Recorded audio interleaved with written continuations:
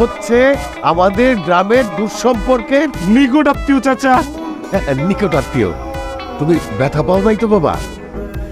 এখন যে ব্যথা পাইছি সেটা বাদ দেন চাচা, কিন্তু অমাবস্যা পূর্ণিমার রাতে যে গিরায় গিরায় ব্যথাটা করবে সেটা যে বাতের ব্যথার থেকেও ভয়ঙ্কর হবে সেইটা আমার বোঝা শেষ হয়ে গেছে।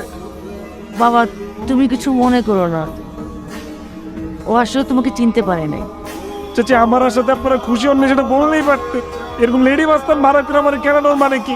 এই কি কাকে লেডি মাস্তান বললে? যেমনি আপনি আমার ঘুষাইছেন আপা, এই ঘুষাঘুষি যদি আপনি অলিম্পিকে যায় করতেন তাহলে এতদিন ওই সোনার মেডেল পাওয়া যেতেন। বাবা কি আবল তাবল কথা বলছে এই লোকটা?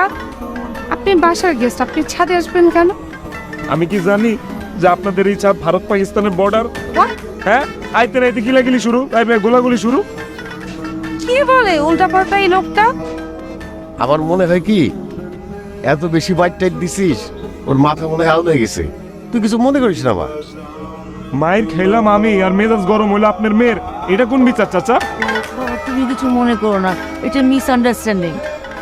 আপনার নাম আন্ডারস্ট্যান্ডিং? আরে ওর নাম আন্ডারস্ট্যান্ডিং কেন হতে যাবে? আপনার না কইলেন মিস আন্ডারস্ট্যান্ডিং?